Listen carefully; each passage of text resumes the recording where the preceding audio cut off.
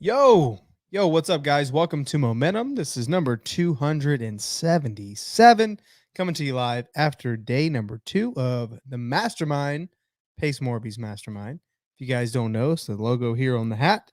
Exciting. This is probably the coolest mastermind that I'm personally a part of because there's so much stinking value. Like even myself, who gets the honor to go up and speak and hopefully provide value to the folks there. If you're in Phoenix and if you're at the mastermind, hopefully you're enjoying it. I know a lot of you guys are at the go-kart racing right now, but it's amazing because what I've harped on so much on these last couple of days is just the power of proximity and the power of masterminds. I'm learning things from the other folks in the room, as well as the speakers that come in. We had Steve Trang yesterday. We had Eric Sage and Nick Legamaro. Like those guys came in today. It's like, oh my gosh.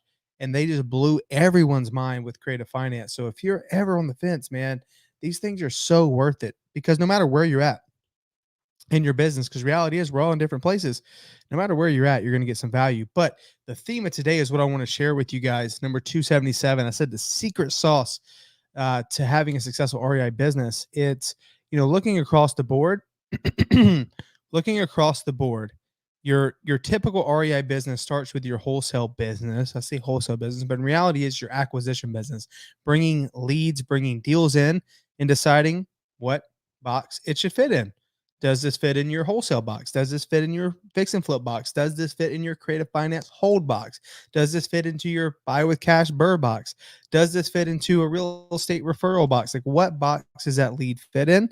And for everyone in the room, the common theme is the business really boils down to four things, right? Boils down. I say bowl, but for you guys that are watching, boils down to four things. And that's what I'm going to share with you guys today on this video. So let's get rock and roll. I hope you guys are having a great Friday night.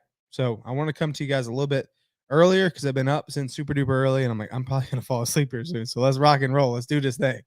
So with that being said, let's see if my camera is going to pick up this input today. For some reason, let's see.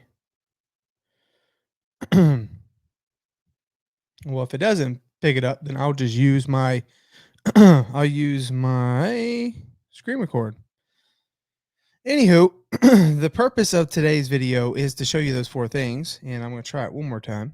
Okay, it's not. So let me just explain it to you, and then if you have questions, we'll may make a separate video at another time.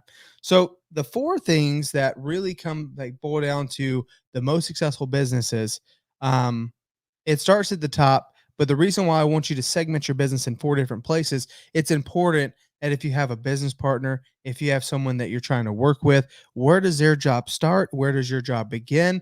Overlap in a business, especially with business partners, can lead to a lot of frustration, can lead to, hey, you were supposed to do that, but now I'm doing it.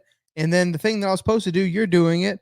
And now who's doing this other thing that we thought we are both going to be delegated? It's like it turns into a really, really, really big mess. To be successful with business partners in this business, which I highly recommend, I love having a partner, I love having partners, is being able to draw a line in the sand and say, nope, that's not my job. That's not my job. I love to, but that's just simply, I don't know what else to say, just not my job. Right? So the first part, and this is now before I go into it, I guess just real quick, they're all equally important. They all have to get done. So it's not like someone is bringing more value than the other person. All four of these need to get done. Okay, cool. All right. So the first one is leads. Okay. Oh, there we go. Perfect. So of the four departments, the first one is lead gen. Okay. Someone has to be responsible for lead gen. This is probably one of the most important things. I'm going to draw a little heart here. The leads are the lifeblood in your business. Okay. Without leads, your business does not grow. Without leads, nothing else matters. If you don't have leads, nothing else matters. So if you're just getting started and you're wondering like, what do I need to do? Why am I like, what can I do to get more deals or what can I do to get a deal? you can focus on number one, lead generation. Okay. If you get leads, you can bring leads in. You don't have a conversion problem. You don't need to worry about acquisition. You definitely don't need to worry about finding buyers, right? And you definitely don't need to worry about setting up this perfect system. So you need to be focused on bringing more people in your business. You need to focus on be getting leads. If you get to the point where you get so many leads and you're not getting deals, then great. We'll identify a new problem. But you should be generating leads nonstop. There's a great book, a fantastic book. If you're a visionary, this book is called Fanatical Prospecting. Okay. Fanatical prospecting. It's the idea that prospect needs to be happening all the time. This is a book. You can pick it up. You can listen to it on Audible or you can read it. It's fantastic with getting an understanding of what needs to happen for lead generation. We don't want to red light, green light our business. Without leads, nothing grows. But if we're constantly turning on our lead generating like source, whether that be cold calling, texting, online ads, whatever, if we're always like turning it on, then turning it off, turning it on, turning it off, then our business does the same thing. It'll go up, we got some leads, and then we come back down. Then we turn it back on and we get some leads and we go back down. And maybe whenever you turn it off, you don't get that effect the same day, or maybe that week. You'll get the residual effects of turning off your marketing in 2 weeks, in a month, in 2 months. And you realize that, man, I'm running out of people to talk to, right? So lead generation needs to be happening all the time. If you're just getting started, this is where you need to focus on. When I first got started, I was knocking on doors. I knocked on doors. I was generating my own leads until I finally got a deal. And then when I made money on my first deal, what did I do? I didn't go advance in some invest in some fancy system. I didn't go invest in some sort of crazy, online program. I literally took my money and hired two virtual assistants. And then I only wanted people to help me generate leads. And I still kept door knocking. The same people that I was door knocking, they were cold calling. And I did that until I got my second deal and third deal and made more money. I hired more people that can help me generate more leads because I needed more people to talk to, until I got to the point where I was doing so many deals. I was at so many appointments that, hey, all my prospecting was being done by my virtual assistants. Now I can look at getting help on the next level. But I only focus on generating leads. So that's one of the biggest things if you guys are getting started. And that leads me right into my next one, which is acquisition. Okay. Someone in your business needs to be responsible for acquisition. This is everything. I don't care if you're an integrator or you're a visionary, it doesn't matter. You need to be getting deals done. It'll always be a bottleneck for your business. It'll always be a constraint if you don't solve this problem. So deals need to be getting done. You need to be doing someone needs to be doing acquisition. From leads to acquisition. That is the biggest thing. Because guess what? We'll talk about the other two in a second. You can really delegate a lot of the other stuff. But if you have a system that's always generating leads and you're always converting those leads into deals, you're going to have a winning system, period. Right. But if you have some crazy nice system that looks great on paper, but doesn't generate any leads, or you have a crazy nice system that does generate leads, but you can't convert, you don't have a business because you're not making any money. Okay.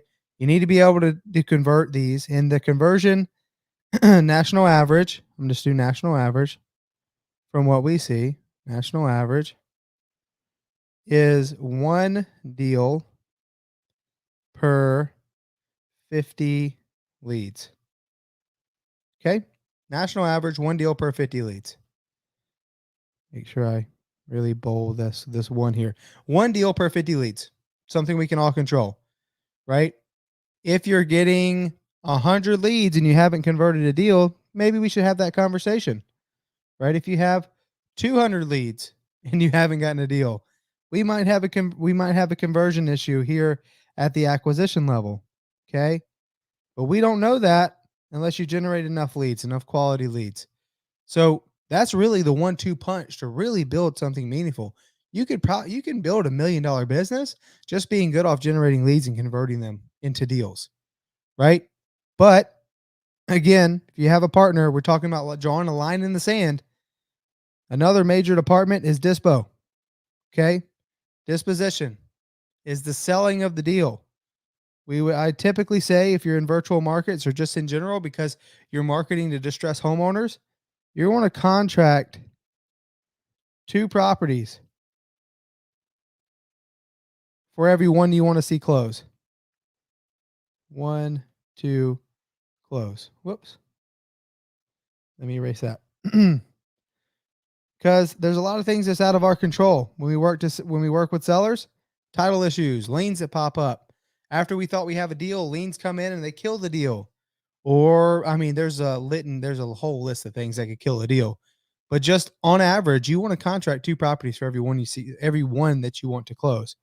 So if you're contracting 1 property a month, then there's a good chance that you might go months without any deals because something might happen and they might fall through. But if you're contracting at least 2 deals a month, you could probably bank on at least one of them closing. Okay? That's national average. That's what you need to focus on. Again, I just want you guys to identify all the major hats. So if you have business partners or you have people that want to work with you, you can identify the major positions because again, when you're just getting started, you're probably wearing all these hats. Okay? And then the last one is admin. Admin. This is all the back end, right? All the back end stuff.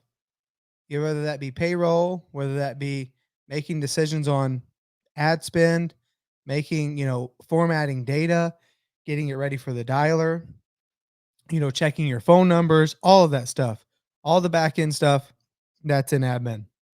So I would say if you're getting a business partner, you would want to split these tasks in half. Now, obviously the hardest ones are acquisition and disposition. Lead gen and admin is pretty straightforward. Once you know who you want to market to, you have some VAs and you're cold calling, you're probably going to get some leads. But converting those, that's the tricky part. And then selling those, that's the tricky part. So I would recommend if you have a partner, I would recommend having one person responsible for each, right?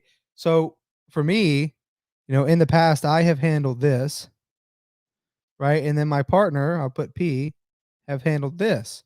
So I've handled lead gen and acquisition, and I'll let my partner handle the dispo and the admin, right? But we clearly have lines in the sand based on what we want to achieve in the business, based on, we work our way backwards. So if we're like, you know what, we want to make our revenue goal, okay?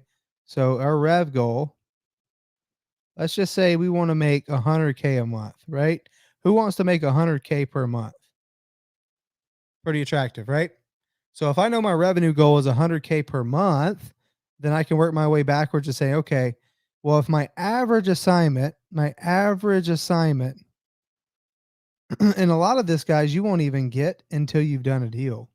But you can also look at your area and you can see what your average assignment is based on your price point. But I can say in Phoenix, average assignment, I'm just going to put 20K. So if I'm going to work my way backwards, I need to actual close on 5 deals to get to my 100K. Now, going back to what I said, I need to contract 2 properties for every one I see close. If I know that I need to close 5 deals that will equal 100K, that means I need to contract how many, guys? I need to contract 10 deals to close 5. Okay. I need to contract 10 deals to close 5.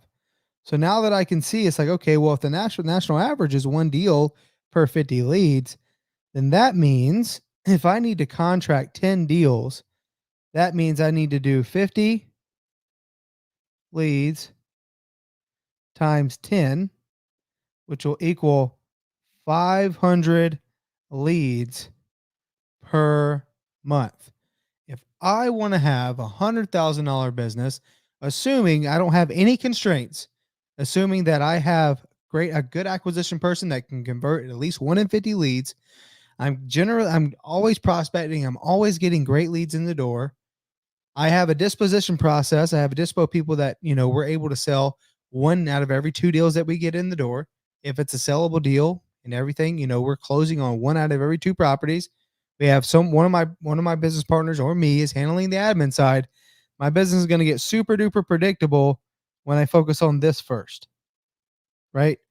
I need to get to 500 leads per month if indeed my goal is this. So when you set number goals, don't make them arbitrary, right? Obviously, the answer would be, why do you want to make 100K a month? Why is 100K the number? Would you be satisfied with an 80K? Would you be satisfied with 60K? Are you going from literally you've made no money and you want to get to 100K? Then I don't know if that's a realistic goal because you have constraints that you don't know about yet.